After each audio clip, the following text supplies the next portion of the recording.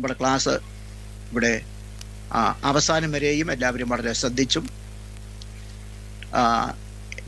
Not കുറിക്കേണ്ടതായ കാര്യങ്ങളൊക്കെ not കുറിച്ച് അതൊക്കെ മനസ്സിരുത്തി നിങ്ങൾ വരും ദിവസങ്ങളിൽ പഠിക്കുകയും കൂടെ വേണം. പൊതുവെ ദൈവവചനം പഠിക്കുന്നതെന്ന് പറഞ്ഞാൽ മറ്റ് ഏത് പഠനത്തെക്കാൾ പ്രാധാന്യമുള്ളതാണ് ദൈവവചന പഠനം. ഒരുപാട് തരത്തിലുള്ള പഠനശാഖകളുണ്ട്. ശാസ്ത്ര വിഷയങ്ങളും ശാസ്ത്രേതര വിഷയങ്ങളും. നമ്മൾ ഇന്ന് പഠിക്കുന്നത് ഈ ബൈബിൾ എത്തിക്സ് എന്ന വിഷയത്തെ സംബന്ധിച്ച എത്തിക്സ് ഒരു വലിയ ഒരു പഠന ഭാഗമാണത്. അത് സംബന്ധിച്ചുള്ള പഠനങ്ങളും മറ്റുമൊക്കെ ആയിട്ട് ഇന്ത്യയിലെ പഠനം കഴിഞ്ഞ് മറ്റ് വിദേശ രാജ്യങ്ങളിൽ പോയി പഠിക്കുന്നവരുമുണ്ട്. അതുപോലെ ശാസ്ത്രമായാലും ശാസ്ത്രേതര വിഷയങ്ങളൊക്കെ ആയാലും ഇന്ത്യയിലെ പഠനത്തിന് ശേഷം UK യിലും അമേരിക്കയിലും മറ്റ് ഓസ്ട്രേലിയയിലൊക്കെ പഠിക്കുന്ന ആളുകളൊക്കെ വളരെയുണ്ട്. അപ്പം ഇത് ഏത് പഠനമായാലും ശരി, അതിൻ്റെ ഒരു അടിസ്ഥാന ശില എന്ന് പറയുന്നത് ദൈവ വചനത്തിൽ ഊന്നിയുള്ള പഠനമാണ്.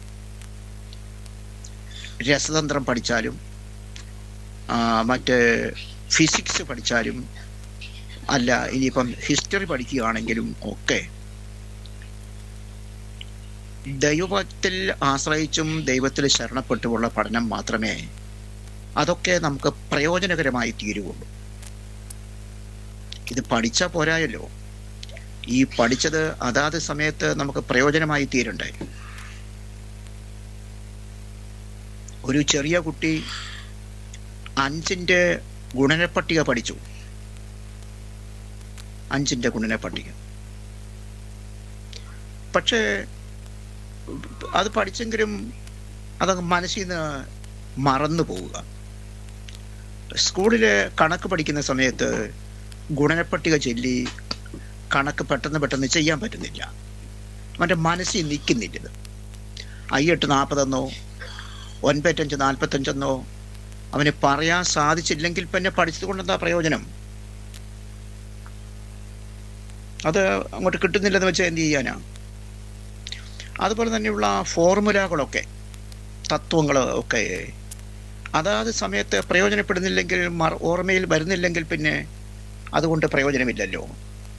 അപ്പോൾ ഇതിൻ്റെ ഒക്കെ അടിസ്ഥാനവും ഉത്ഭവവും ദൈവത്തിൽ ആശ്രയിച്ച് പഠിക്കുക എന്നുള്ളതാണ്. എന്ത് പഠിച്ചാലും അത് ദൈവത്തിൽ ആശ്രയിച്ച് പഠിച്ചാൽ മതി.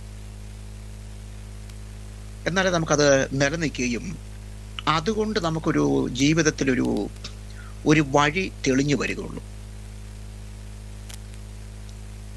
സ്പേസ് അല്ലെങ്കിൽ ശൂന്യാകാശത്തെ സംബന്ധിച്ച് മറ്റുമൊക്കെ പഠിക്കുന്നവർ അതിനൊരു 100 കണക്കുകൾ പഠിക്കണം. ആ കണക്ക് ശാസ്ത്രങ്ങളൊക്കെ തന്നെ 1 താഴോട്ടായിരിക്കും. 1 താഴോട്ട്. 1 മുകളിലോട്ടൊക്കെ ഉള്ളത് നമുക്ക് പെട്ടെന്ന് പഠിച്ചപ്പോൾ 1 ഗുണം 5 പഠിച്ചെടുക്കാം. പക്ഷെ 1 താഴെ പല ദശാംശവും പല ഡെസിമലും ഒക്കെ ഉണ്ടെങ്കിൽ നമുക്ക് അത് കണക്കൂട്ടിയെടുക്കാൻ പ്രയാസമാണ്. അതുകൊണ്ട് പഠിക്കുന്നില്ലെന്നാണോ? എത്ര പേര് പഠിച്ച് അത് സംബന്ധിച്ച് ഉയരുന്നു?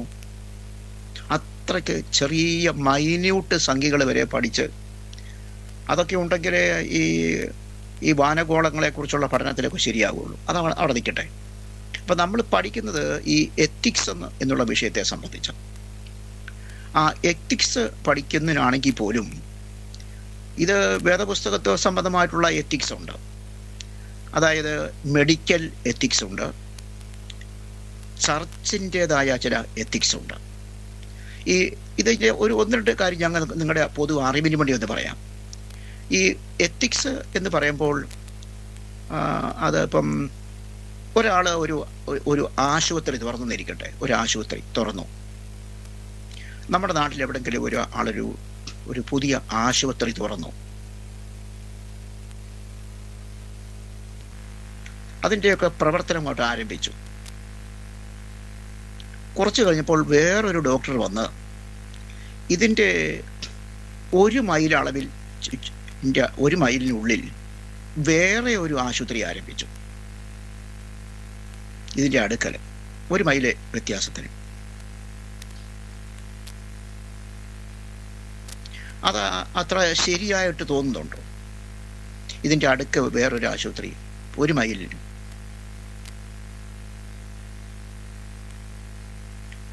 അത് തെറ്റാണ്.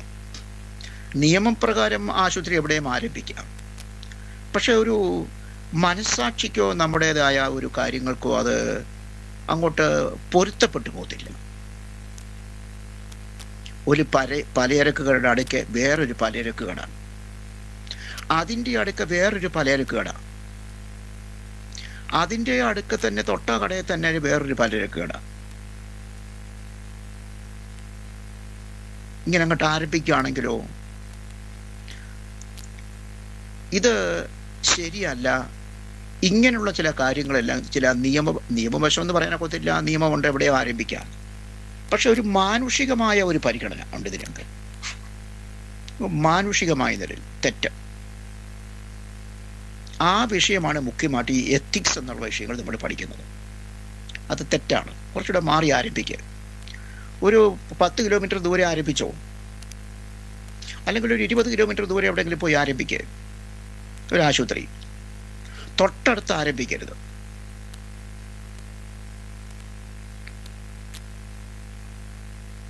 ഒരു ഹോള് ഒരിടത്ത് വെച്ചു, ഒരു ഹോള് ഒരിടത്ത് ഒരു പുതിയ പ്രവർത്തനം ആരംഭിച്ചു. കുറച്ചു കഴിഞ്ഞ് വേറൊരു പാസ്റ്റർ വന്ന് ഒരു 100 അടി അകലത്തിൽ ഒരു വീടെടുത്ത് വാടകയ്ക്കെടുത്ത് ഒരു പ്രവർത്തനം ആരംഭിച്ചു. 100 അടി അകലം. ഇവിടെ ഉറച്ച് പ്രസംഗിച്ച അവിടെ കേൾക്കാം. എന്താ അതിന് നിയമം ഉണ്ടോ? നിയമം അവിടെ നിയമമല്ല നോക്കുന്നത്. അവിടെ നിയമം അല്ല നോക്കുന്നത്. പിന്നെ അതൊരു മാനുഷികമായ നില 2 പേര് കണ്ടാൽ തെറ്റ് പറയരുതല്ലോ. ഒരു മാനുഷികമായ നിലയിൽ കണ്ടാൽ ഒരു തെറ്റ് പറയരുതല്ലോ. ഒരു 5 കിലോമീറ്റർ മാറി പൊക്കോട്ടെ. അപ്പോൾ അവർ പറയും ഇവിടെ വാടകയ്ക്ക് വീട് കിട്ടിയത് അല്ല, ഇവിടെ ഒരു വീട് പിന്നെ ഞങ്ങൾക്ക് സൗജന്യമായി തരാമെന്ന് പറഞ്ഞു. 100 അടി അകലെ ഒരു വീട് സൗജന്യം കിട്ടും. അപ്പോൾ അങ്ങനെ ഒരു പ്രവർത്തനം ആരംഭിച്ചതാണ്. എന്നാലും അതിനൊരു നീതീകരണം ഇല്ല. അപ്പം ഇങ്ങനെ ചില തത്വങ്ങൾ നമ്മൾ പാലിക്കേണ്ടതായിട്ടുണ്ട്. ഇത് സംബന്ധിച്ചുള്ള ശാസ്ത്രശാഖകളും മറ്റ് പഠനങ്ങളും പഠിപ്പിക്കലുമൊക്കെയാണ് നമ്മൾ ഈ എത്തിക്സ് എന്ന പൊതു വിഷയത്തിൽ ആസ്പദമാക്കി നമുക്ക് അതിൻ്റെ ഏറ്റവും കേന്ദ്രം ഇത് തന്നെയാണ്. നിങ്ങൾക്ക് പെട്ടെന്ന് മനസ്സിലാകാവുന്ന നിലയിൽ ഞാൻ ഈ കാര്യം ഇങ്ങനൊന്ന് പറഞ്ഞതേ ഉള്ളൂ. ഇതാണ് ഇതിൻ്റെ അടിസ്ഥാനപരമായ നിലയിലുള്ളൊരു ചിന്ത. ഒരു ഹോളിൻ്റെ ഏറ്റവും അടുക്കൽ വേറൊരു ഹോള്, ഒരു ആശുപത്രിയുടെ അടുക്കൽ തൊട്ടടുത്ത് തന്നെ വേറൊരു ആശുപത്രി, ഒരു ചായക്കടയുടെ അടുക്ക തന്നെ വേറൊരു ചായക്കട. ഇതൊക്കെ ഒരു നിരക്കാത്ത കാര്യമാണെന്ന് 2 പേര് കേട്ടാൽ പറയും. ശരി, ആയിക്കോട്ടെ. അപ്പം ഇതൊക്കെ ചിന്തിച്ചും ആലോചിച്ചും വേണം ഓരോരുത്തരും ഓരോരോ കാര്യങ്ങൾ കൈകാര്യം ചെയ്യേണ്ടത്. ഇങ്ങനെ ഇത് സംബന്ധിച്ചുള്ള കാര്യങ്ങളൊക്കെ വേദപുസ്തകത്തിൽ ഉണ്ടോ എന്ന് ചോദിക്കും. നമ്മളെല്ലാം വേദപുസ്തകത്തിലെ കാര്യം അനുസരിച്ചല്ലല്ലോ ജീവിക്കുന്നത്. വേദപുസ്തകത്തിന് പുറത്തുള്ള കുറേ കാര്യങ്ങളൊക്കെ ഉണ്ട്, ചില സാമാന്യ മര്യാദകൾ. റോഡിൽ നിന്ന് ഒരു കൊട എനിക്ക് കിട്ടി. റോഡിൽ നിന്ന് അങ്ങനെ ഒരു കൊട കിട്ടിയാൽ തിരിച്ചു കൊടുക്കണമെന്ന് എഴുതിയിട്ടുണ്ടോ ബൈബിളിൽ എന്ന് ചോദിക്കാം. എൻ്റേതല്ലാത്തൊരു കാര്യം എനിക്ക് വേണ്ട, അത് തിരുവെഴുത്തിന് അതിനടിസ്ഥാനമുണ്ട്. ഇങ്ങനെയൊക്കെയുള്ള കുറേ സാമാന്യ നീതികളും സാമാന്യ മര്യാദകളും ഒക്കെ മനുഷ്യരെ പൊതുവെ അറിഞ്ഞിരിക്കണം. അപ്പം ഇത് സംബന്ധിച്ച് വേദപുസ്തകവുമായിട്ട് നമുക്കിതൊന്ന് കൂട്ടിയിണക്കിയാൽ ഏത് കാര്യമായാലും വേദപുസ്തകത്തിൻ്റെ അടിസ്ഥാനത്തിലാണ് നാം എല്ലാ പഠിപ്പിക്കലും ഒക്കെ. ആ വേദപുസ്തകത്തിൻ്റെ അടിസ്ഥാനത്തിൽ നമ്മൾ ഇപ്പം ഏത് കാര്യമായാലും ശരി, ആത്മീയ കാര്യങ്ങൾ, ഉദാഹരണം ആത്മീയം നമ്മൾ പഠിക്കുന്നത്, എന്ത് പഠിച്ചാലും തിരുവെഴുത്ത് അനുവദിക്കുന്ന കാര്യങ്ങൾ പഠിക്കുന്നു. തിരുവെഴുത്ത് അനുവദിക്കുന്നു, ചില കാര്യങ്ങൾ തിരുവെഴുത്ത് പഠിക്കാൻ അനുവദിക്കുന്നില്ല. ചില കാര്യങ്ങൾ പഠിക്കാൻ ദൈവവചനം അനുവദിക്കുന്നുണ്ട്, ചില കാര്യങ്ങൾ പഠിക്കാൻ ദൈവം അനുവദിക്കുന്നില്ല.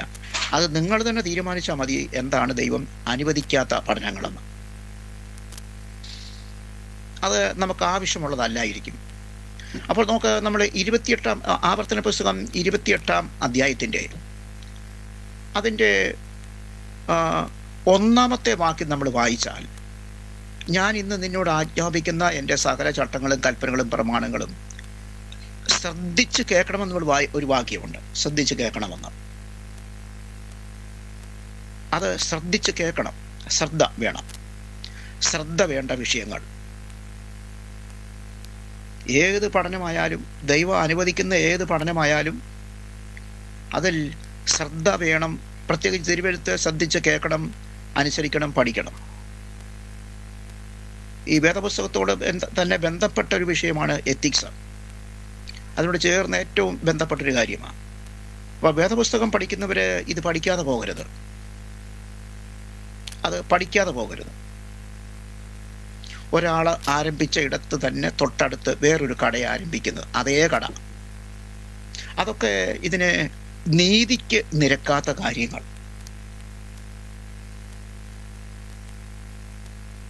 അപ്പോൾ നോക്കിയേ, 28 അധ്യായം ആവർത്തന പുസ്തകം 28 1, 2, 3 വാക്യങ്ങൾ വായിക്കുന്നത്, അത് പഠിക്കുന്നത് ശ്രദ്ധിച്ച് കേൾക്കണമെന്ന് എഴുതിയിട്ടില്ലേ? ദൈവവചനം ശ്രദ്ധിച്ച് കേൾക്കണമെന്ന്. കേട്ട് ഞാൻ നിന്നോട് ആജ്ഞാപിക്കുന്ന അവന്റെ സകല കൽപ്പനകളും പ്രമാണിച്ചു നടന്നാൽ. കേൾക്കണം. എങ്ങനെ കേൾക്കണം? ശ്രദ്ധിച്ച് കേൾക്കണം. അതിൽ വളരെ ശ്രദ്ധ ആവശ്യമുണ്ട്. എന്നാലേ നമുക്കത് പ്രയോജനമായി തീരുള്ളൂ. നമ്മുടെ ജീവിതം കുറച്ചുകൂടെ വ്യത്യാസപ്പെടുകയുള്ളൂ. നമ്മുടെ ജീവിതം കുറെ വ്യത്യാസപ്പെടണ്ടേ? നമ്മൾ 100% തികഞ്ഞവരല്ലല്ലോ. നമ്മൾ ക്രിസ്തീയ ജീവിതത്തിലേക്ക് കാലുകുത്തി വരുന്നേ ഉള്ളൂ. ഒട്ടും വീഴ്ച വരാതെ, ഒട്ടും താഴ്ച വരാതെ, പരാജയം വരാതെ, തോൽവി വരാതെ ഒക്കെ ക്രിസ്ത്യ ജീവിതം മുന്നോട്ട് കൊണ്ടുപോകണം. ക്രിസ്ത്യ ജീവിതം അല്ലെങ്കിൽ പിന്നെ നമ്മുടെ ക്രിസ്ത്യ ജീവിതം കൊണ്ട് ഒരു പ്രയോജനവും ഇല്ലതാനും. അപ്പം രണ്ടാമത്തെ കാര്യമാണ്, പിന്നെ രണ്ടാമത്തെ കാര്യം, അതായത് പ്രവൃത്തിയുടെ പുസ്തകം 12-ാം അധ്യായം 6-ാമത്തെ വാക്യം നമ്മൾ വായിക്കുന്നത്. 6-ാമത്തെ വാക്യം, അവിടെ പ്രാർത്ഥനയുടെ കാര്യമാണ് പറയുന്നത്. അത് നിങ്ങൾ ഇതെല്ലാം കുറിച്ച് വെക്കണം, നോട്ട് ചെയ്ത് നോട്ട് ബുക്കിൽ എഴുതി വെക്കേണ്ട കാര്യമാണ്. അത് നിങ്ങൾ അവിടെ പ്രാർത്ഥനയുടെ കാര്യമാണ് പറയുന്നത്. പ്രാർത്ഥനയും എങ്ങനെ വേണമെന്നാ അവരെ സഭ ശ്രദ്ധിച്ച് പ്രാർത്ഥിച്ചെന്ന് കണ്ടോ? സഭ ശ്രദ്ധിച്ച് പ്രാർത്ഥിച്ചു. നമ്മുടെ പ്രാർത്ഥനയിലൊക്കെ അങ്ങനെ ആണോ? നമ്മൾ പ്രാർത്ഥിക്കാനിരിക്കുമ്പോഴൊക്കെ ശ്രദ്ധയുണ്ടോ?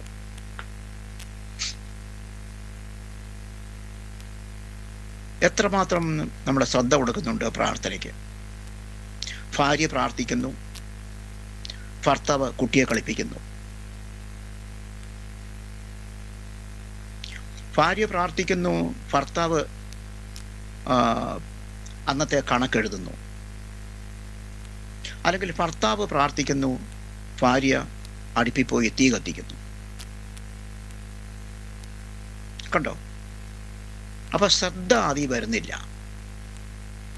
അതുകൊണ്ട് തന്നെ പ്രാർത്ഥനയുടെ ഫലം നമുക്ക് അനുഭവിക്കാൻ കഴിയുന്നില്ല. പ്രാർത്ഥനയുടെ ഫലം അനുഭവിക്കാൻ കഴിയാത്തത്, പ്രാർത്ഥനയുടെ പ്രയോജനം നമുക്ക് ലഭിക്കാത്തത്. നമ്മൾ ആ 12-ാം അധ്യായത്തിൻ്റെ 6-ാമത്തെ വാക്യം എത്ര ശ്രദ്ധിച്ച് പ്രാർത്ഥിച്ചെന്നല്ലേ വായിക്കുന്നത്. അപ്പൊ അങ്ങനെ ശ്രദ്ധിച്ച് പ്രാർത്ഥിച്ചത് കൊണ്ട് ഏത് വിഷയത്തിന് വേണ്ടി പ്രാർത്ഥിച്ചോ ആ പ്രാർത്ഥന കേട്ടെന്നോ ഇല്ലെന്നോ. വാക്യം 5, പത്രോസിനെ തടവിൽ സൂക്ഷിച്ചു വരുമ്പോൾ സഭ ശ്രദ്ധയോടെ അവന് വേണ്ടി ദൈവത്തോട് പ്രാർത്ഥിച്ചു കൊണ്ടിരുന്നു. കാരാഗ്രഹത്തിൽ ദൈവപ്രവൃത്തി വെളിപ്പെടുന്നു. പെട്ടെന്ന് തൽക്ഷണം അതിന് മറുപടി കിട്ടുക. അപ്പം ആ പ്രാർത്ഥനയുടെ ശ്രദ്ധയാത്. ഹൃദയത്തെ എല്ലാവരും കൂടെ കേന്ദ്രീകരിച്ചു, ദൈവത്തിൽ കേന്ദ്രീകരിച്ചു. ഞങ്ങളുടെ ദൈവദാസനെ ഞങ്ങൾക്ക് അയച്ചു തരണം,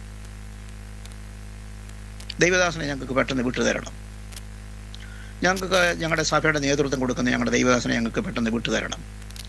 ഒന്നിച്ച് ഏകാഗ്രതയോടെ പ്രാർത്ഥിച്ചപ്പോൾ ആ ആള് വന്ന് അവരുടെ കതകിന് മുട്ടുന്ന കണ്ടു.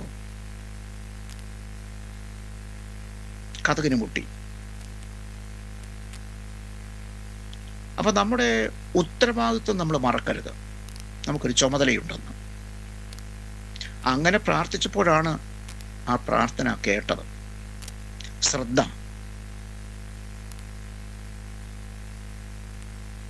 മൂന്നാമത് ഞാൻ ഒറ്റ കാര്യമാണ് പറഞ്ഞാൽ ആ വിഷയത്തിൽ നിന്ന് വിട്ടിട്ട് ഇനി നമ്മുടെ ഈ വിഷയത്തിലേക്ക് ഞാൻ വരുന്നുണ്ട്. ഇതൊക്കെ നമ്മുടെ ക്രിസ്ത്യ ജീവിതത്തിൻ്റെ അടിസ്ഥാന സത്യങ്ങളാണ്. ഇതൊക്കെ നമ്മൾ പലപ്പോഴും അങ്ങ് വിട്ടുപോവുകയാണ്. പ്രാധാന്യം കൊടുക്കേണ്ടതിന് പ്രാധാന്യം കൊടുക്കാതെ പോകുന്നു. എങ്ങനെങ്കിലും ഒരു പ്രാർത്ഥന ചൊല്ലി നമ്മൾ അവസാനിപ്പിച്ചു. എന്തെങ്കിലും ഒരു പ്രാർത്ഥന നമുക്ക് പ്രാർത്ഥിക്കണമെന്നേ ഉള്ളൂ.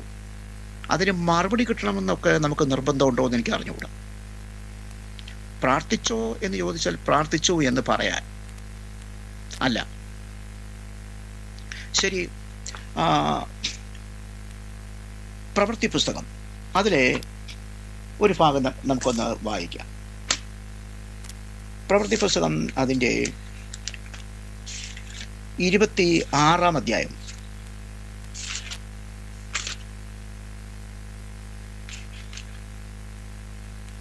പ്രവൃത്തി പുസ്തകം 26-ാം അധ്യായം.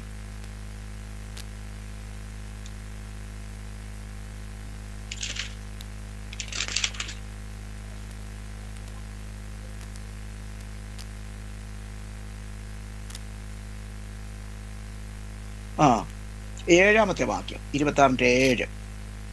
നമ്മുടെ 12 ഗോത്രങ്ങളും രാപ്പകൽ ശ്രദ്ധയോടെ ദൈവത്തെ സേവിച്ചും കൊണ്ട് എത്തിപ്പിടിക്കുവാൻ ആശിക്കുന്നതായ അതേ വാക്തത്വത്തിലുള്ള പ്രത്യാശയെ ചൊല്ലിയാകുന്നു രാജാവേ യഹൂദന്മാർ എൻ്റെ മേൽ കുറ്റം ചുമത്തുന്നത്.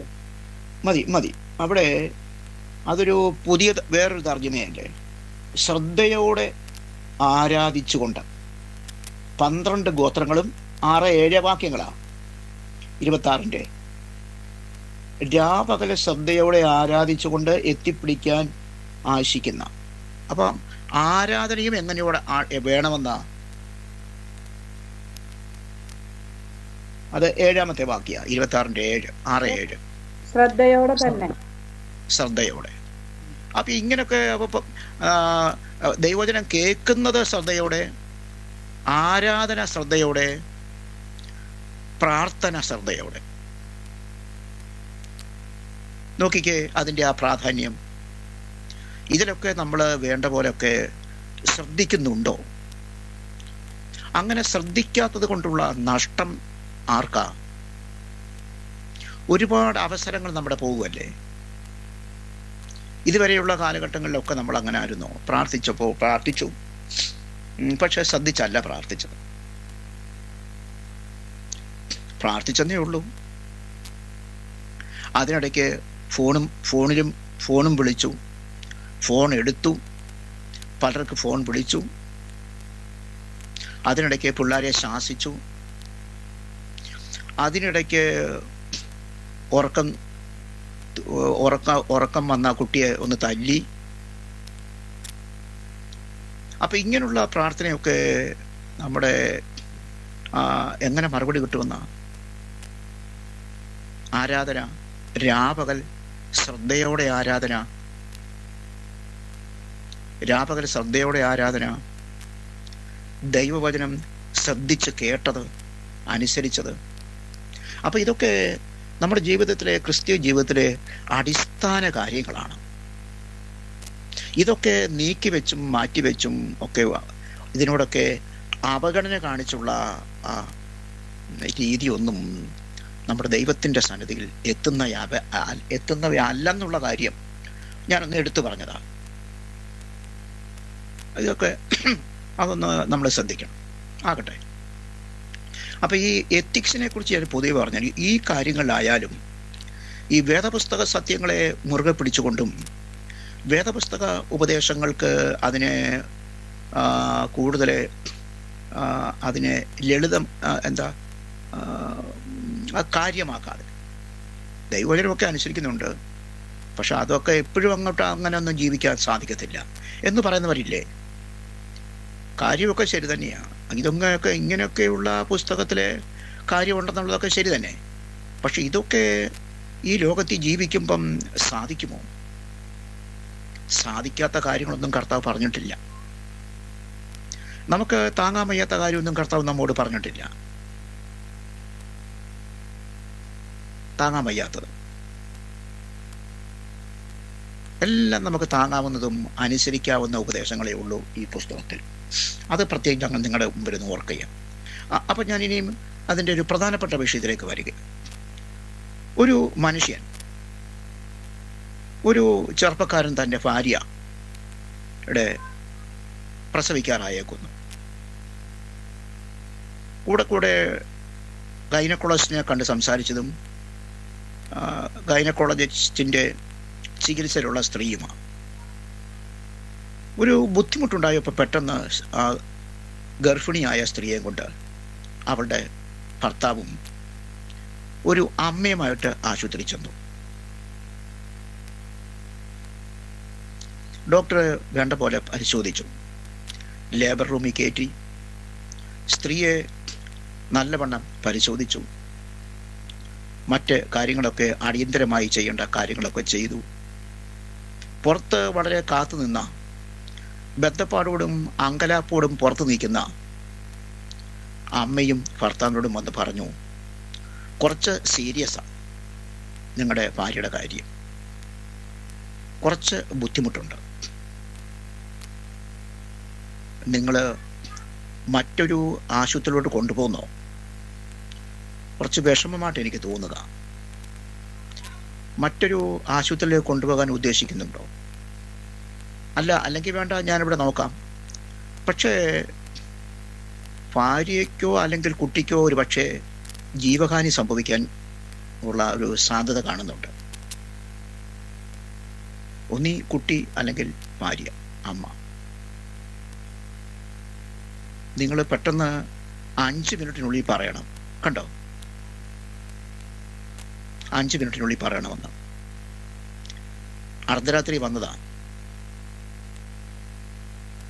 ആ ഡോക്ടർ, ഗൈനക്കോളജിസ്റ്റ്, ഒരു വിദഗ്ധയായ സ്ത്രീ രോഗങ്ങളിൽ ചികിത്സയിൽ പ്രാവീണ്യമുള്ളയാൾ. എന്ത് ചെയ്യണം? 5 മിനിറ്റിനുള്ളിൽ പറയണം.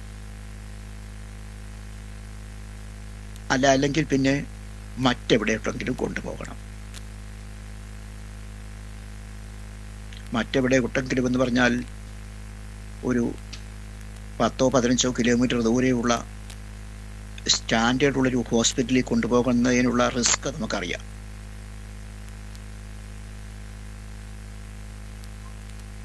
ഇങ്ങനത്തെ ഒരു കുഴഞ്ഞ മറിഞ്ഞ പ്രശ്നം, രണ്ടിലൊന്ന് 5 മിനിറ്റിനുള്ളിൽ പറയണമെന്ന് പറഞ്ഞാൽ ഏതൊരു വ്യക്തിയെ ഒന്ന് ഞെട്ടും. അമ്മയെ വേണോ കുഞ്ഞിനെ വേണോ എന്ന്. അപ്പൊ അമ്മയുടെ ഈ സ്ത്രീയുടെ ഉദരത്തിൽ ഉരുവായ ആ ഭ്രൂണത്തെ കൊല്ലണമെന്നാണ് അർത്ഥം. അല്ലെങ്കിൽ ഭാര്യയെ പോട്ടെ, കുട്ടിയെ നമുക്ക് ജീവനോടെ എടുക്കാം. കുട്ടിയെ ജീവനോടെ എടുത്താലും കുട്ടിയെ നോക്കാൻ ആൾ വേണ്ടേ? അത്ര ശാരീരികമായിട്ട് ദുർബലതയുള്ള കുട്ടിയെ പാൽ കുടിക്കാൻ ഇല്ല. അത് അങ്ങനെ കുട്ടിയെ തന്നെ എടുത്ത അമ്മ മരിക്കാൻ അനുവദിച്ചാലും പ്രശ്നം തന്നെ. നിങ്ങൾക്ക് ഇനിയും വേറൊരു കുട്ടിയെ വേണമെങ്കിൽ ഉണ്ടാകാൻ സാധ്യതയുണ്ടല്ലോ. വേറൊരു കുട്ടിയെ നിങ്ങൾക്ക് വേണമെങ്കിൽ ഉണ്ടാകാനുള്ള സാധ്യതയുണ്ടല്ലോ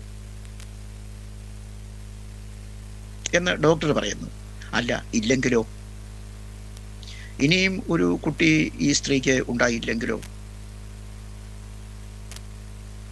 അതിന് എന്താ ഉറപ്പുള്ളത്? ഈ സ്ത്രീയെ പൊക്കോട്ടെ എന്ന് പറഞ്ഞാൽ മരിച്ചോട്ടെന്ന്, മരിക്കാനും അനുവദിക്കുക. നിങ്ങൾക്ക് കുട്ടിയെ വളർത്താം. അതും ഡോക്ടറോട് ചോദിക്കുന്ന ഇയാൾ കുട്ടി ജീവിച്ചിരിക്കുന്ന ഉറപ്പുണ്ടോ? ആരോഗ്യപരമായ പല പ്രശ്നങ്ങൾ ഈ ശിശുവിന്, ഈ ഭ്രൂണത്തിന് ഉണ്ട്.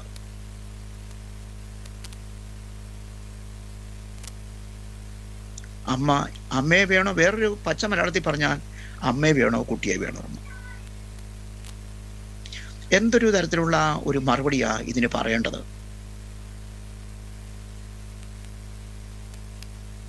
ഈ പച്ച പാതിരാത്രിക്ക് ഇങ്ങനൊരു ചോദ്യം നമ്മുടെ നേരെ തൊടുത്തു വിട്ടാൽ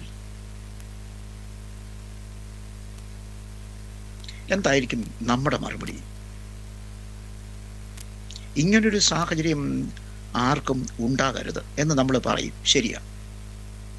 ഇങ്ങനൊരു ചോദ്യത്തെ നേരിടാൻ ഇങ്ങനൊരു ഒരു ഒരു ഒരു അമ്പ് വന്ന് നമ്മെ തറയ്ക്കാൻ അതിൽ നമുക്ക് താല്പര്യമില്ല. എന്ത് പറയണം? ഇത്രയും 4-5 കൊല്ലം നമ്മുടെ കൂടെ ജീവിച്ച ഭാര്യയെ വിട്ടുകളയുക, അതിനെ ഉപേക്ഷിക്കുക എന്നുള്ളത് പൊക്കോട്ടെ എന്ന് പറയാൻ പെട്ടെന്ന് സാധിക്കുമോ? അല്ല, ഭ്രൂണത്തെ കൊല്ലുക എന്ന് പറയുന്നതും പെട്ടെന്ന് സാധിക്കുന്ന കാര്യമാണ്. ഇങ്ങനൊരു കുഴഞ്ഞു മറിഞ്ഞ ചോദ്യത്തിന് മുമ്പിൽ ഒരു ഭർത്താവ് എന്ത് ചെയ്യണമെന്ന? ഇതുപോലെ അല്ലെങ്കിൽ ഇതുപോലുള്ള മറ്റ് ഒട്ടനവധി ചോദ്യങ്ങൾ നമ്മുടെ നേരെ ഉണ്ടാകാം.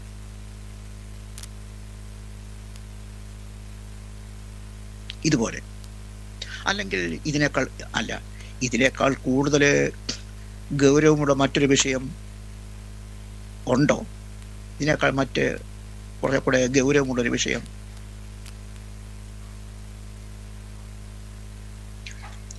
കഴിഞ്ഞ കാലങ്ങളിൽ സഭയുടെ 1-ാം നൂറ്റാണ്ടിലൊക്കെ ദൈവവിശ്വാസമുള്ള, ക്രിസ്തുവിൽ വിശ്വാസമർപ്പിച്ച ലക്ഷക്കണക്കിന് വ്യക്തികളെ യേശുവിൽ വിശ്വസിച്ചു എന്നുള്ള ഒറ്റ കാരണത്താൽ കൊന്നൊടുക്കിയിട്ടുണ്ട്.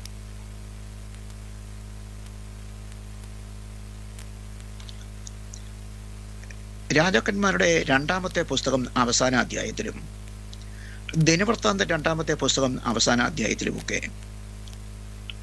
ചില രാജാക്കന്മാർ വന്ന് ഇസ്രായേൽ രാജാക്കന്മാരെ കൊന്നൊടുക്കിയ കാര്യം വായിക്കാനുണ്ട്. അപ്പന്റെ മുമ്പിൽ വെച്ച് മക്കളുടെ കഴുത്തറുത്തത്, അപ്പന്റെ മുമ്പിൽ വെച്ച് മക്കളുടെ കഴുത്തറുത്തു.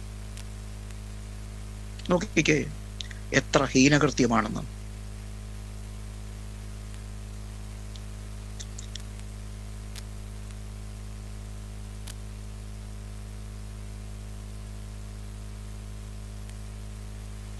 പെട്ടെന്ന് ചില വ്യക്തികൾ വന്ന്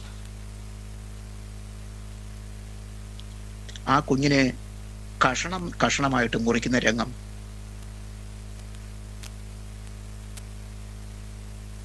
ഇങ്ങനെയൊക്കെയുള്ള സാഹചര്യങ്ങൾ നൂറ്റാണ്ടുകൾക്ക് മുമ്പ് ഉണ്ടായിട്ടുണ്ട്. ദൈവത്തിൽ വിശ്വസിച്ചു എന്നുള്ള കുറ്റം. അപ്പം ഞാൻ ഈ പറഞ്ഞ കാര്യത്തിലേക്ക് നമ്മൾ ഇങ്ങനെയുള്ള ചില കാര്യങ്ങളൊക്കെ അതിനുവേണ്ടി നമ്മുടെ മനസ്സൊന്ന് ഒരുങ്ങണം. അതിലെന്തായിരിക്കും മറുപടി എന്ന് എനിക്ക് അറിഞ്ഞുകൂടാ, അതിലെന്താ മറുപടി പറയുന്നതെന്ന്.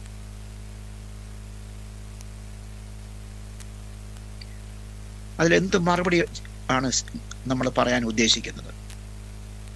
ഇങ്ങനൊരു സാഹചര്യം ഉണ്ടായാൽ എന്ത് മറുപടി പറയും? കുട്ടിയെ കൊന്നോട്ടെ, അതിൽ അമ്മ മരിക്കട്ടെ, വേറൊരു ഭാര്യയെ വേണമെങ്കിൽ എടുക്കാമല്ലോ. അത് അവരവരുടെ നിലയിൽ അതിനൊരു മറുപടി അവർ പറയേണ്ടത്. ഞാൻ പറയുന്ന കാര്യം നിങ്ങൾ ശ്രദ്ധിച്ച് അതിൻ്റെ ഗൗരവം നിങ്ങൾ ചിന്തിക്കുന്നുണ്ടോ? ഇങ്ങനെയുള്ളതോ അല്ലെങ്കിൽ ഇതുപോലുള്ള ഇതിനേക്കാൾ കുറച്ചുകൂടെ ഗൗരവമുള്ള പല കാര്യങ്ങൾക്ക് നാം വരുന്ന ദിവസങ്ങളിൽ നമ്മൾ മറുപടി കണ്ടെത്തേണ്ടി വരും. അതും കൂടെ അതിനുവേണ്ടി നമ്മുടെ മനസ്സൊന്ന് ഒരുക്കണം. അങ്ങനൊരു ശാസ്ത്രശാഖയാണ് ഈ എത്തിക്സ് എന്ന് പറയുന്നത്.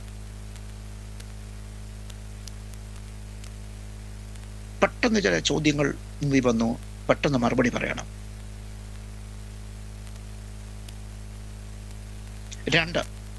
രണ്ടാമത്തെ ഒരു കാര്യം, ഒരു കർത്തൃദാസൻ,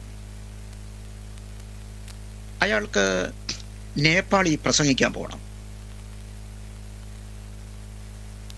അല്ലെങ്കിൽ പൂനായിൽ പ്രസംഗിക്കാൻ പോകണം. ടിക്കറ്റ് ബുക്ക് ചെയ്യാൻ പോയി. ബസ്സിലോ അല്ലെങ്കിൽ തീവണ്ടിയിലോ ടിക്കറ്റ് ബുക്ക് ചെയ്യാതെ ഉള്ള യാത്ര ദുഷ്കരമായിരിക്കും. 2-3 ദിവസമൊക്കെ നിന്ന് യാത്ര ചെയ്യാൻ പറ്റുമോ? ടിക്കറ്റ് ബുക്ക് ചെയ്യാൻ പോയി. ടിക്കറ്റ് ബുക്ക് ചെയ്യാൻ പോയപ്പോൾ ടിക്കറ്റ് തീർന്നേക്കുന്നു, ടിക്കറ്റ് ഇല്ല. പക്ഷേ അടുത്ത് നിന്ന ഒരാൾ പറഞ്ഞു, ഒരു 500 രൂപ കൊടുത്താൽ ഞാൻ ടിക്കറ്റ് ശരിയാക്കാം. എൻ്റെ ഒരു ബന്ധുവാണ് ടിക്കറ്റ് കൗണ്ടറിൽ ഇരിക്കുന്ന ക്ലർക്ക്, 500 രൂപ തരണം, ടിക്കറ്റ് ഞാൻ ബർത്തുമൊക്കെ ശരിയാക്കി തരാം. ഈ സുവിശേഷകൻ എന്ത് ചെയ്യണമെന്ന്?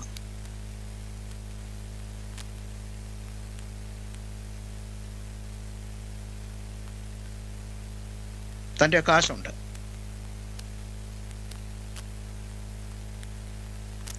ഒരു പ്രധാനപ്പെട്ട പ്രോഗ്രാമിന് പോവുക, അവിടെ സുവിശേഷ പ്രസംഗം, താൻ അവിടെ പോയി പ്രസംഗിച്ചാൽ കുറേ പേര് രക്ഷിക്കപ്പെട്ട് സ്ഥാനപ്പെടാൻ മുമ്പോട്ട് തയ്യാറായി വരും.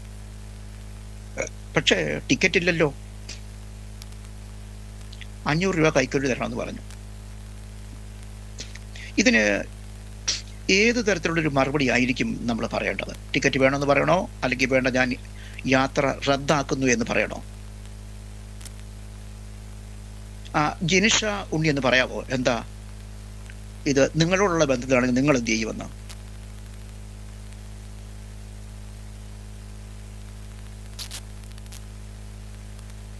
ഹലോ,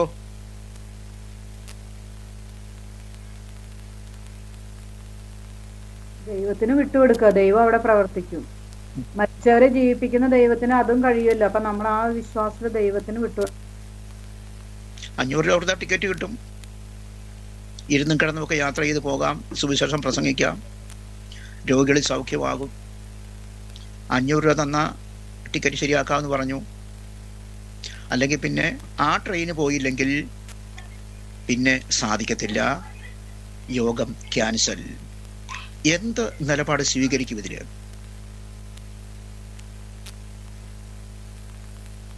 ദൈവഹിതമാണെങ്കിൽ ദൈവം നമ്മളെ അവിടെ എത്തിച്ചിരിക്കും. എങ്ങനെ എത്തിക്കുമെന്ന? അതിനുള്ള സൊല്യൂഷൻ ദൈവത്തിന്റെ കയ്യിലുണ്ടായിരിക്കും. തക്ക സമയത്ത് ദൈവം നമുക്ക് വേണ്ടി പ്രവർത്തിക്കുന്നതാണല്ലോ. അപ്പൊ ആ സമയത്തിന് ദൈവം നമുക്ക് വേണ്ടി പ്രവർത്തിക്കും. അതെ. അപ്പം കാശ് കൊടുത്ത ടിക്കറ്റ് വേണ്ട, ശരിയായ രീതിയിലൂടെ ടിക്കറ്റ് എടുത്ത് പോവുക. അപ്പൊ ഞാൻ പറഞ്ഞത്, അപ്പോൾ ടിക്കറ്റ് അങ്ങനെ കൈക്കൂലി കൊടുത്തുള്ള ടിക്കറ്റ് വേണ്ട എന്നർത്ഥം? വേണ്ട വേണ്ട, അത് ദൈവനീതിക്ക് നിരക്കാത്തതാണ്, അത് വേണ്ട. അപ്പൊ എല്ലാവരുടെയും അഭിപ്രായം അങ്ങനെ തന്നെ ആണോ? ആർക്കെങ്കിലും അതിനൊരു ഭിന്നാഭിപ്രായം, കാശ് കൊടുത്ത ടിക്കറ്റ് വാങ്ങിച്ച് അവിടെ പോയി പ്രസംഗിക്കാമെന്നാണോ? അങ്ങനെയുള്ള പക്ഷക്കാർ അതിലുണ്ടോ? ഇല്ല. ശരി, നമുക്ക് നമ്മുടെ ദൈവവചനം കൈവശം ഇരിക്കുന്നു, നാം ദൈവത്തിൽ വിശ്വസിക്കുന്നു, ദൈവം നമുക്ക് വേണ്ടി വലിയ കാര്യം ചെയ്യും എന്ന് നമ്മൾ ഉറക്കെ വിളിച്ചു പറയുന്നവരാ. അങ്ങനെ അവിഹിതമായൊരു ടിക്കറ്റ് നമുക്ക് വേണ്ട. അതിൽ ഈ ആൾ എന്ത് ചെയ്യണമെന്ന് ചോദിച്ചാൽ, ഞാൻ ഈ പറയുന്നതിൻ്റെ ഉദ്ദേശം, ചില സുപ്രധാനമായ തീരുമാനങ്ങളൊക്കെ എടുക്കേണ്ട ചില സാഹചര്യങ്ങളുണ്ട് നമ്മുടെ ജീവിതത്തിൽ. സുപ്രധാനമായ തീരുമാനങ്ങൾ പെട്ടെന്ന് 1 മാസത്തിനുള്ളിൽ പറഞ്ഞാൽ മതി എന്നല്ല പറഞ്ഞത്. പെട്ടെന്ന് അടിയന്തരമായി ചില സന്ദർഭങ്ങളിലൊക്കെ ചില തീരുമാനം എടുക്കേണ്ടതായ സാഹചര്യം ഒരു ദൈവ പൈതൽ എന്നുള്ള നിലയിൽ നമുക്കുണ്ടാകും. തീരുമാനം പെട്ടെന്ന് പറയണം. അപ്പൊ ഇവിടെ അങ്ങനെ കാശ് കൊടുത്ത് അല്ല, 500 രൂപ വേണ്ട കൊടുക്കുക. അയാൾ പറഞ്ഞു 500 തരണ്ട, ഒരു 10 രൂപ തരാൻ പറ്റുമോ? 500 രൂപ തരണ്ട, താനൊരു സുവിശേഷം എന്നുള്ള നിലയ്ക്ക് ഞാനൊരു 10 രൂപ തനിക്ക് തരാൻ പറ്റുമോ? എന്ത് ചെയ്യണം? ദൈവനീതിക്ക് നിരക്കാത്തത് ഒന്നും ഞാൻ ചെയ്യില്ലെന്നുള്ളൊരു ഉറച്ച തീരുമാനം ആദ്യം നമുക്ക് വേണം. 10 രൂപയല്ല, ഒറ്റ രൂപ തരണമെന്ന് പറഞ്ഞാലും ശരി, അത് ആ ടിക്കറ്റ് നമുക്ക് വേണ്ട. പിന്നെ നമുക്ക് എന്ത് ചെയ്യാൻ പറ്റും? ഈ ആ ട്രെയിനിലൊന്ന് കയറുക. റിസർവേഷൻകാർക്കും അല്ല സാധാ ടിക്കറ്റുകാർക്കും 2 സ്പീഡ് അല്ലല്ലോ ഒരു ട്രെയിനിന്, ആണോ?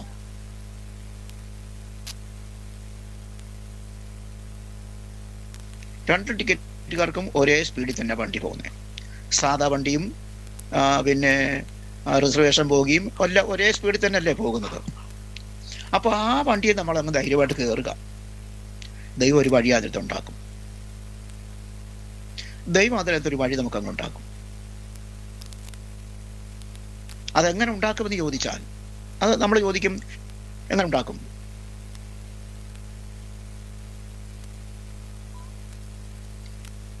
അതിൽ എന്തുണ്ടാക്കുമെന്ന് ചോദിച്ചാൽ, ഒരാൾ പെട്ടെന്ന് അയാളുടെ യാത്ര അവസാനിപ്പിച്ച് അങ്ങ് പോയി.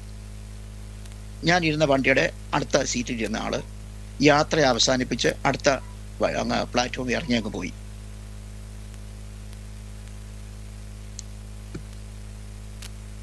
പിന്നെ ആരും ആ സീറ്റിൽ കയറി വന്നില്ല. ആ സീറ്റിൽ പിന്നെ വേറെ ആരും, ഞാൻ ഇറങ്ങുന്നിടത്ത് വരെ ആരും വന്നില്ല. എനിക്ക് സുഭിക്ഷമായിട്ട് ഇരിക്കാനും ചാരി ഇരിക്കാനും കാല് നീട്ടാനും കൂടെ അവസരം ഉണ്ടായി. നോക്കിക്കേ, ഇതാ ദൈവത്തിന്റെ രീതി എന്ന് പറയുന്നു. ഈ കഴിഞ്ഞിടയ്ക്ക് ഒരു കർത്തദാസൻ പറഞ്ഞു, അയാൾക്ക് ദീർഘയാത്ര ചെയ്യണം. പെട്ടെന്ന് ഉള്ള യാത്ര ആയതുകൊണ്ട് ടിക്കറ്റും മറ്റും ബുക്ക് ചെയ്യാൻ സാധിച്ചില്ല. വീട്ടിൽ നിന്ന് ഇറങ്ങിയപ്പോൾ മുതൽ പ്രാർത്ഥിച്ചു, കർത്താവേ, ഒരു ടിക്കറ്റ് എനിക്ക് റിസർവേഷൻ ചെയ്ത് തരണം. റിസർവ് ചെയ്യാൻ ഒരു പദ്ധതി ഉണ്ടാക്കണമെന്ന്. വന്നപ്പോൾ ടിക്കറ്റെല്ലാം തികഞ്ഞിരിക്കുക.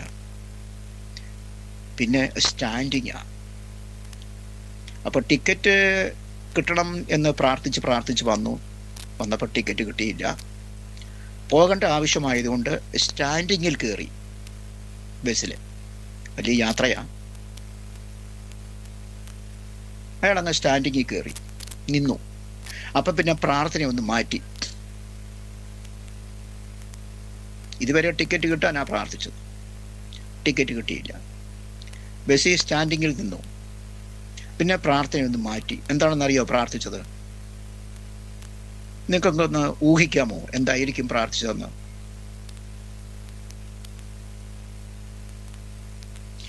ആരെങ്കിലും പറഞ്ഞു വിട്ട് ഇറക്കി പോയിട്ട് എനിക്കൊരു സീറ്റ് തരണേ എന്നല്ല പ്രാർത്ഥിച്ചത്. പിന്നെ എന്തായിരിക്കണം?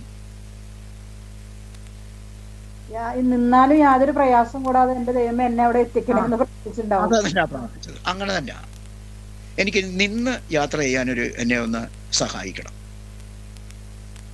നിന്ന് യാത്ര ചെയ്യാൻ എനിക്കൊരു സഹായം വേണം. അതിന് ബലം തരണം. അങ്ങനെ പ്രാർത്ഥിച്ച് അവിടെ കമ്പിയെ പിടിച്ച് തൂങ്ങി നിന്നു. കുറച്ച് കഴിഞ്ഞപ്പോൾ ഒരാൾ തന്നെ തട്ടിയിട്ട് പറഞ്ഞു, നിങ്ങളിവിടെ ഇരുന്നു, ഞാൻ അടുത്ത സ്റ്റേഷനിൽ ഇറങ്ങും, അടുത്ത പോയിന്റ് ഞാൻ ഇറങ്ങുക. അപ്പം ഇയാളെ പ്രത്യേകം വേറെ കുറേ പേര് നിപ്പുണ്ട്. അതിൻ്റെ കൂട്ടത്തിൽ ഇയാളെ തട്ടിയിട്ട് പറഞ്ഞു, താനിവിടെ ഇരിക്കുക, ഞാൻ അടുത്ത പോയിന്റിൽ ഇറങ്ങുകയാണെന്ന്. അപ്പോൾ പോകുമ്പോൾ അയാൾക്കങ്ങ് ഇറങ്ങി പോയാൽ പോരായിരുന്നു?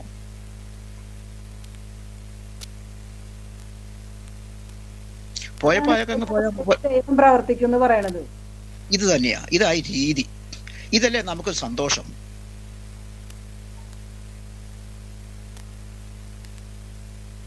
അപ്പൊ അയാൾക്കങ്ങ് ഇറങ്ങിപ്പോയിരുന്നെങ്കിൽ വേറെ കുറച്ച് മിടുക്കുള്ള ആളുകൾ കയറി അവിടെ ഇരുന്നേനെ പെട്ടെന്ന് ബലപ്രയോഗത്തിൽ.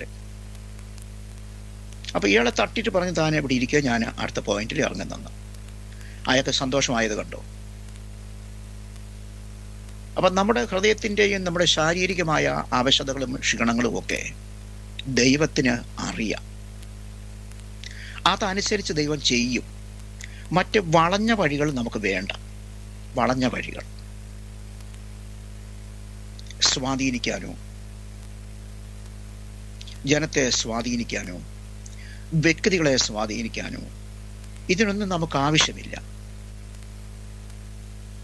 ഇതൊക്കെ നമുക്ക് നമ്മൾക്ക് തിരുവെഴുത്തിൻ്റെ അടിസ്ഥാനത്തിൽ ലഭിക്കുന്ന ചില അറിവുകളും ഒരു സമർപ്പണവും ഒക്കെ, നമുക്കതിൽ ഒരു കുണ്ഠിതവുമില്ല. നമുക്ക് അങ്ങനെയുള്ള സാഹചര്യങ്ങളിൽ നമുക്കൊരു നീരസം ദൈവത്തോടില്ല. നമുക്കതിൽ യാതൊരു തരത്തിലുള്ള പിറുവിറുപ്പുമില്ല. അപ്പം നിൽക്കാനാണെങ്കിൽ ശരി, നിൽക്കാനുള്ള കൃപ തരണം. നിന്ന് യാത്ര ചെയ്യാനുള്ള കൃപ വേണം. അതാ പിന്നെ നമ്മുടെ പ്രാർത്ഥന. പക്ഷേ ശരി, അവൻ അങ്ങ് എത്തുന്നവരെ അതിനുള്ള കൃപ ദൈവം കൊടുത്തുകൊണ്ടിരിക്കുക. അപ്പം ദൈവം അവനോട് ചെയ്ത കണ്ടോ അയാൾക്ക് വേണ്ടി? അപ്പം ഇങ്ങനെയാകട്ടെ നമ്മുടെ ജീവിതത്തിൻ്റെ സമസ്ത മേഖലകളും ഇത് തന്നെ ആയിരിക്കണം. നമ്മുടെ സമസ്ത മേഖലകൾ എല്ലാ രംഗത്തും തന്നെ ദൈവത്തെ നീക്കി നിർത്തിക്കൊണ്ടുള്ള യാതൊരു പരിപാടികളും വിജയിക്കത്തില്ല എന്നുള്ള കാര്യം ദൈവവചനം ഉറപ്പായി പറയുന്നുണ്ട്. അപ്പം അതേ സമയം തന്നെ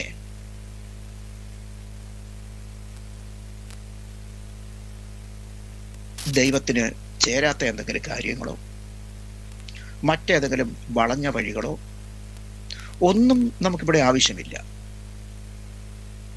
നമുക്ക് തിരുവെഴുത്തിൽ നിന്ന് എത്ര വേണമെങ്കിലും ഉദാഹരണങ്ങൾ എടുക്കാനുണ്ട്. ഇനിയും ഞാൻ ഒരു സ്ത്രീയുടെ കാര്യം കൂടെ പറഞ്ഞിട്ട് ഞാൻ ഈ ഭാഗം ഇവിടെ നിർത്താം എന്ന് കരുതുന്നു. യോശുവയുടെ പുസ്തകത്തിലെ ഒരു സ്ത്രീ കഥാപാത്രത്തെ നമുക്ക് അറിയാം. ഒരു സ്ത്രീ കഥാപാത്രം യോശുവയുടെ പുസ്തകത്തിലെ പല കഥാപാത്രങ്ങളുണ്ട്. യോശുവയുടെ പുസ്തകത്തിൽ ആ കഥാപാത്രത്തിന്റെ പേര് നിങ്ങളുടെ ഓർമ്മ വരുന്നുണ്ടോ?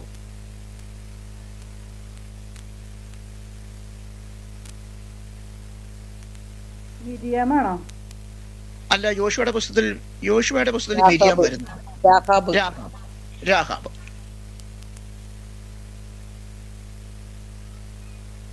രാഹാബ് എന്ന സ്ത്രീ, ദൈവത്തിന്റെ ദാസനായ യോശുവ ചില വ്യക്തികളെ ഒറ്റുകാരായിട്ട് വിട്ടു, യെരിഹോ പിടിച്ചെടുക്കാനായിട്ട്.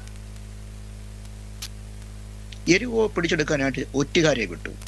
എങ്ങനെയോ പക്ഷേ ഒറ്റുകാർ വന്ന് പെട്ടത് രാഹാബിന്റെ വീട്ടിലാണ്.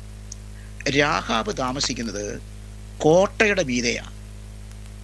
കോട്ട മതിലിന്റെ മീതെ ഒരു വീട് വെച്ച് താമസിക്കുക എന്ന് പറഞ്ഞാൽ നമുക്ക് ഊഹിക്കാം കോട്ടയ്ക്ക് എത്ര വണ്ണം ഉണ്ടെന്ന്.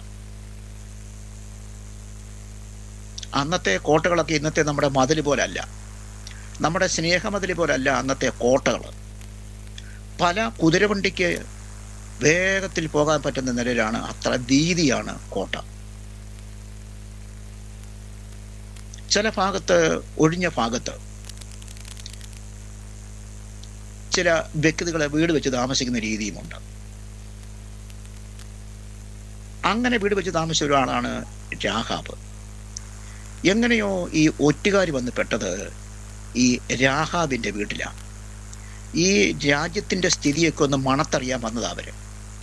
രാജ്യത്തിന്റെ സ്ഥിതി എന്താണ്, രാജാവ് എവിടെ താമസിക്കുന്നു, രാജാവിന് എത്ര സൈന്യമുണ്ട്, അവൻ്റെ മിലിറ്ററിയെക്കുറിച്ചൊന്ന് അറിയാൻ, എത്ര സൈന്യം, എത്ര കുതിരകൾ, ഇവിടുത്തെ സാമ്പത്തിക സ്ഥിതി, ഇതൊക്കെ ഒന്ന് പൊതുവെ അറിയാനാണ് ഒരു ചാരസംഘത്തെ വിട്ടത്. ചെന്ന് പെട്ടത് രാഹാബിൻ്റെ വീട്ടിൽ. രാഹാബിൻ്റെ വീട്ടിൽ ഈ ഒറ്റുകാർ വന്ന് ഒരു അല്പസമയം കഴിഞ്ഞപ്പോൾ ആ രാജ്യത്തെ രാജാവ് നിയോഗിച്ച ചാരസംഘമുണ്ട്. ആരെങ്കിലും നമ്മുടെ രാജ്യത്ത് അറിയാതെ നുഴഞ്ഞുകയറ്റക്കാർ വന്നിട്ടുണ്ടോ എന്നറിയാൻ അത്രയ്ക്ക് സുസജ്ജമായ ഒരു ചാരസംഘമുണ്ട് യെരിഹോ രാജാവിന്. ആരെങ്കിലും അപരിചിതരെ, അന്യനാട്ടുകാർ ഈ നാട്ടിൽ വന്നാൽ ഉടൻ തന്നെ മണത്തറിയുന്ന ആളുകൾ, പോലീസുകാരുണ്ട്. അവരറിഞ്ഞു ഇവിടെ ആരോ വന്നിട്ടുണ്ടെന്ന്. രാഘവനോട് ചോദിച്ചു, ഇവിടെ വന്ന ആളുകൾ എവിടെ, അവരെ ഞങ്ങൾക്ക് ഏൽപ്പിച്ചു തരണം. നിങ്ങളുടെ വീട്ടിൽ ചിലർ വന്നു എന്ന് ഞങ്ങൾ കേട്ടു, അവരെ പെട്ടെന്ന് ഏൽപ്പിച്ചു തരണം, അവരെ ഒറ്റുകാരാണ്. രാഘവ് പറഞ്ഞു, ഇപ്പം വന്നിരുന്നു, ശരിയാ, അവരിവിടെ വന്നിരുന്നു, വർത്തമാനമൊക്കെ പറഞ്ഞു, അവരിപ്പം തന്നെ അങ്ങോട്ട് മടങ്ങിപ്പോയേ ഉള്ളൂ. വന്നിരുന്നു, ശരിയാ, എൻ്റെ പേരൊക്കെ ചോദിച്ചു. അവർ പെട്ടെന്ന് തന്നെ ഞാൻ അവരെ പറഞ്ഞു വിട്ടു. നിങ്ങളൊരു കാര്യം ചെയ്യും, വേഗത്തിൽ ചെന്നാൽ പട്ടണത്തിൻ്റെ പ്രധാനപ്പെട്ട വാതിൽ ഗേറ്റ് അടയ്ക്കുന്നതിന് മുമ്പ് നിങ്ങൾ ചെന്നാൽ നിങ്ങൾക്ക് കിട്ടും. അല്ലെങ്കിൽ തന്നെ പിന്നെ അവർ അങ്ങ് പട്ടണത്തിൽ നിന്ന് പുറത്തു പോയി കാണുമായിരിക്കും. വേഗത്തിൽ ചെല്ല് എന്ന് പറഞ്ഞു. അവരെ പെട്ടെന്ന് ഇത് കേട്ട ഉടനെ അവർ അതിൻ്റെ പിന്നാലെ പോയി. അതേസമയം രാഹാബ് ഇവരെ തൻ്റെ വീട്ടിൽ ഏതോ ഒരു ഒഴിഞ്ഞ ഭാഗത്ത് അവരെ കിടത്തി, അവരെ തുണിയോ കമ്പിളിയോ ഒക്കെ ഇട്ട് മറച്ച് ഒളിപ്പിച്ചു. ഇത് ദൈവസന്നിധിയിൽ എന്താ ഈ കേസ്? രാഘവ് നല്ലൊരു പച്ച കള്ളം പറഞ്ഞു. ഇവിടെ ഉണ്ടായിരിക്കേ ഇല്ല എന്ന് പറഞ്ഞു. അവർ പെട്ടെന്ന് നിങ്ങൾ അവരുടെ പുറകെ ചെന്നാൽ ചിലപ്പോൾ നിങ്ങൾക്ക് കിട്ടിയേക്കാം, അല്ലെങ്കിൽ അവർ പട്ടണം കടന്ന് പോയിട്ടുണ്ട്. ദൈവം ഇതിനെ എങ്ങനെ ഡീൽ ചെയ്യുമെന്ന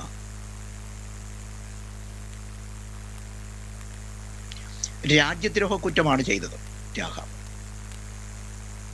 ഒറ്റുകാരെ സർക്കാരിനെ ഏൽപ്പിച്ചില്ല, കള്ളം പറഞ്ഞു. 2-3 കുറ്റം ചുമത്താം ഇവളുടെ മേൽ. അവരവിടെ ഉണ്ടായിരുന്നു. ദൈവം അതിനെ ഒരു കുറ്റമായിട്ട് കണ്ടു.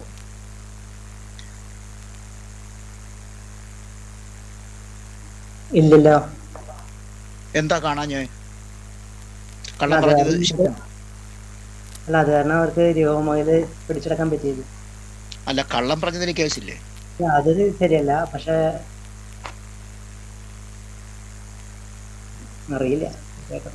ദേശത്തെ രക്ഷിക്കാൻ വേണ്ടിയിട്ടാണല്ലോ ചെയ്തത്. ദൈവമക്കളെ ദേശത്തെ രക്ഷിക്കാൻ വേണ്ടിയിട്ട് ഉറ്റുനോക്കാൻ വിട്ട് ആ ദേശത്തെ രക്ഷിക്കാൻ വേണ്ടി ചെയ്തതായതുകൊണ്ട് കേസില്ല.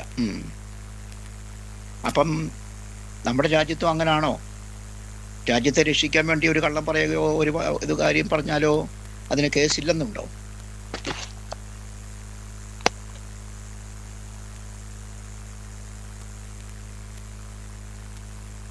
ദൈവം അതിന് ആക്ഷൻ എടുത്തില്ല. ആക്ഷൻ എടുക്കാഞ്ഞത് അവളൊരു പുറജാതിക്കാരത്തി സ്ത്രീയാണ്. അതിൻ്റെ കാരണം ഇങ്ങനെ, അവൾ പുറജാതിക്കാരത്തി സ്ത്രീയാണ്. നമ്മുടെ വേദപുസ്തകത്തിലെ ഉപദേശമാണ് ഫോഷ്ക്ക് പറയരുതെന്ന്, വ്യാജം പറയരുത്, രാജ്യത്തെ മറ്റ് ഒറ്റുകാർക്ക് ഒറ്റിക്കൊടുക്കരുത്. ഇതൊക്കെ നമ്മുടെ വേദപുസ്തകത്തിലെ സത്യനിയമങ്ങളാണ്. അതൊന്നും അവർക്ക് ബാധകമല്ല. അവൾ പുറജാതിക്കാരത്തിയല്ലേ? അവൾ വേദപുസ്തകം വായിച്ചിട്ടുണ്ടോ? അവൾ ഈ നിയമത്തിന് ബാധകമാണോ? ഈ നിയമം അവൾക്ക് ബാധകമാണോ? എന്നാലും അവള് രണ്ടും നിശ്ചയിച്ച് അവരെ രക്ഷിക്കാൻ നോക്കിയല്ലോ.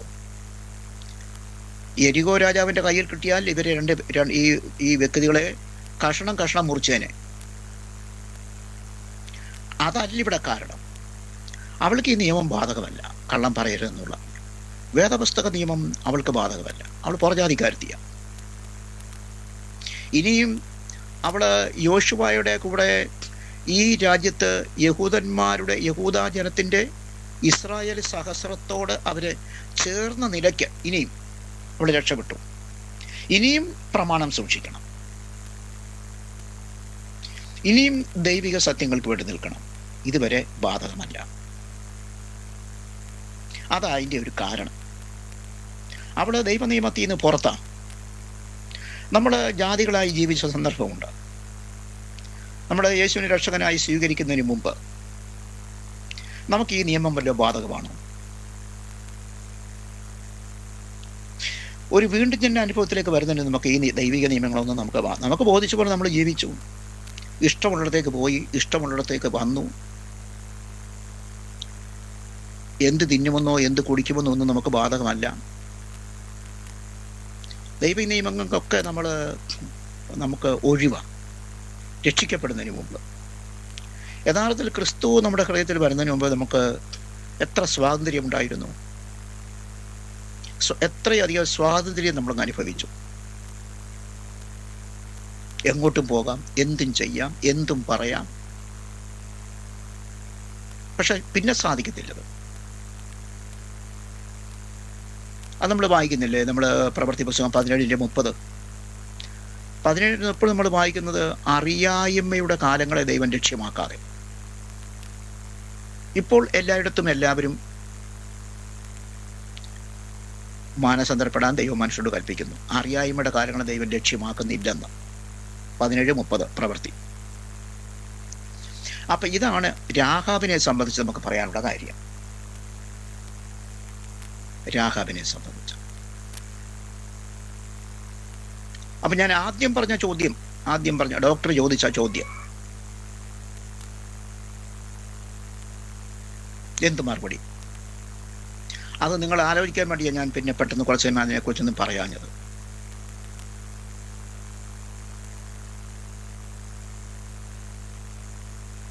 നമുക്ക് രണ്ടുപേരും വിലപ്പെട്ടതാണ്. അമ്മയും വിലപ്പെട്ടത്, കുഞ്ഞും വിലപ്പെട്ടതാണ്. ഒരു കുഞ്ഞിനെ കൊല്ലുക, അത് വയറിനകത്ത് വെച്ചാണേലും കൊലപാതകം തന്നെ. അതിൽ നമുക്ക് ഒന്നും പറയാനില്ല. എനിക്കൊന്നും പറയാനില്ല ഡോക്ടറെ എന്നല്ല അതിൻ്റെ മറുപടി. ഞങ്ങൾ പ്രാർത്ഥിക്കുന്നു, ഞങ്ങൾ പുറത്തു നിന്ന് പ്രാർത്ഥിക്കുന്നു, ഡോക്ടർ ഓപ്പറേഷൻ ചെയ്താട്ടെ, ഇതായി മറുപടി. ഞങ്ങൾ പുറത്തു നിന്ന് പ്രാർത്ഥിക്കുന്നു. അങ്ങനെ എത്ര കേസുകൾ, അങ്ങനെ ഒട്ടനവധി ദൈവമക്കൾ അവരുടെ സാക്ഷ്യം പറഞ്ഞ് കേട്ടിട്ടുണ്ട്. ഇങ്ങനൊരു ചോദ്യം വന്നു, ഞങ്ങൾ പുറത്തു നിന്ന് പ്രാർത്ഥിച്ചു, ഡോക്ടർ ധൈര്യമായിട്ട് ഓപ്പറേഷൻ ചെയ്തു, അമ്മയും രക്ഷപ്പെട്ടു, കുഞ്ഞും രക്ഷപ്പെട്ടു. കുഞ്ഞിന് വൈകല്യം ഉണ്ടാകുമെന്ന് ഡോക്ടർ പറഞ്ഞു. അങ്ങനെ ഉണ്ടായാൽ കുഞ്ഞിന് വൈകല്യമുണ്ടാകും, എനിക്കതിൽ മറുപടി പറയാനുണ്ടാവതില്ല. കുഞ്ഞിന് വൈകല്യമുണ്ടാകും. കുഞ്ഞിന് ഞാൻ ഉത്തരവാദിയല്ല. അവർ പറഞ്ഞു ഉത്തരവാദം വേണ്ട, ഒരു വൈകല്യം ഉണ്ടാവത്തില്ല, ധൈര്യമായിട്ട് ഓപ്പറേഷൻ ചെയ്തു. ആ കുട്ടിയെ കല്യാണം കഴിച്ച മക്കളും കൊച്ചുമക്കളും ഉള്ളത് എന്നോട് ഒരാൾ പറഞ്ഞു, ഒരു വൈകല്യം ഉണ്ടായില്ല. അപ്പം ഇങ്ങനെയുള്ള സാഹചര്യങ്ങളിലൊക്കെ ദൈവം നമ്മുടെ സഹായത്തിന് വരികയാണെന്ന് ഓർക്കുക. ഞാൻ അങ്ങനെ 3 കാര്യങ്ങളാണ് പറഞ്ഞത്. ഡോക്ടറുടെ കാര്യം, പിന്നെ ആ ടിക്കറ്റ് കേസ്, രാഹാബിൻ്റെ കാര്യം ശരിയായ നിലയിൽ വിലയിരുത്തി അതനുസരിച്ച് നമ്മൾ ദൈവത്തിൽ ധൈര്യപ്പെടാനും ഉറച്ചു നിൽക്കാനും. യോശുവയുടെ പുസ്തകം 1-ാം അധ്യായത്തിൽ നമ്മൾ വായിച്ചത് എന്താ? യോശുവയുടെ കർത്താവ് പറഞ്ഞു, നീ നിന്റെ ന്യായപ്രമാണം വിട്ട് ഇടത്തോട്ടെങ്കിലും വലത്തോട്ടെങ്കിലും